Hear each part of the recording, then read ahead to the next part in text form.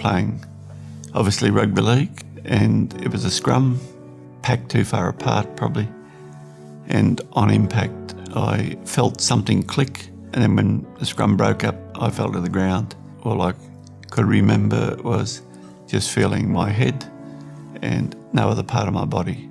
And from there I was flown to Brisbane by the Royal Flying Doctors. Then come the confirmation that I'd dislocated my neck and was paralysed.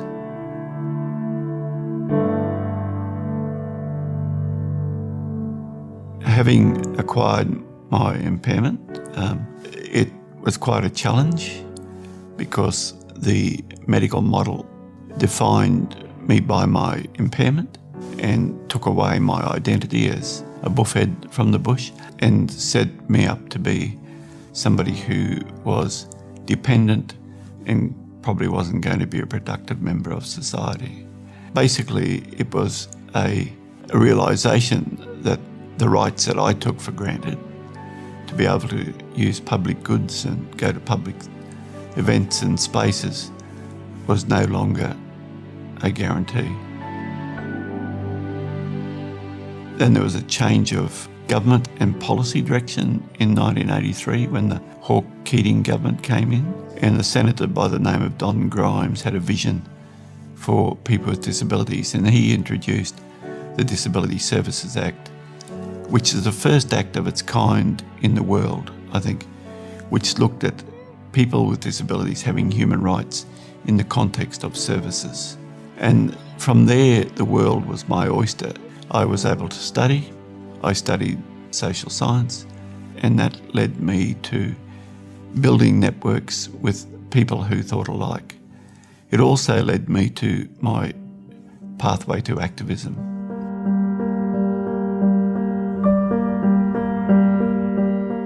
When it was announced that Queensland was going to build one of the most modern and largest convention centres in the Southern Hemisphere at the time, people in the disability access movement thought it was a great opportunity to engage with government to try to make this the most equitably accessible building in Australia, if not the world.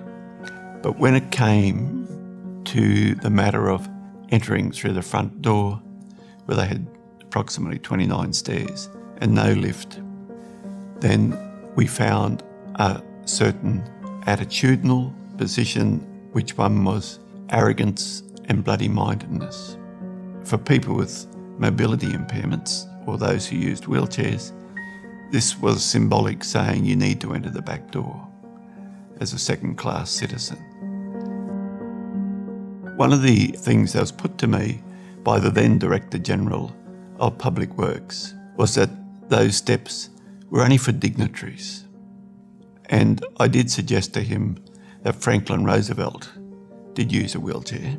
It was an insult to say only dignitaries were able-bodied.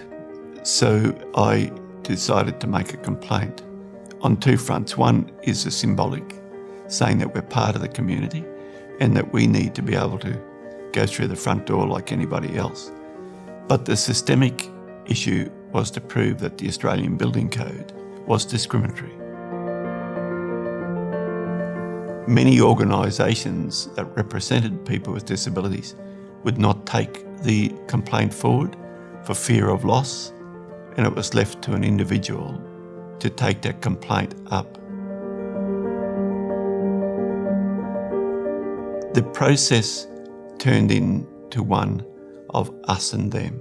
It turned into one of strategic warfare.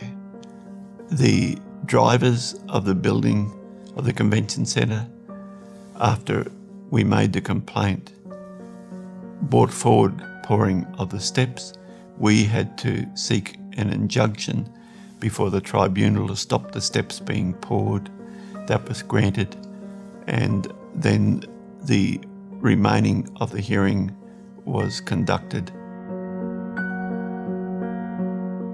And then the decision was found in our favour. And that's when a lift was built alongside. By winning the case It meant that people with disabilities were seen as equal citizens. No longer did they have to go through the back door as second-class citizens. So symbolically, it meant we were welcome.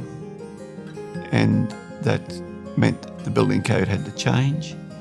It also meant the development of the accessible premises standards, which are far from perfect, but they do set out what are the minimum requirements for all new buildings to be built to.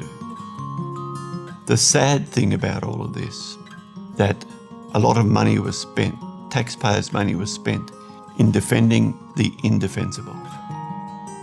I never believed we would lose, but that was probably a naive belief. And I could have had costs awarded against me if we had lost, and it could have meant me losing my home. When somebody makes a complaint, they don't do it lightly. They do it because they are sick and tired of being treated as a second-class citizen.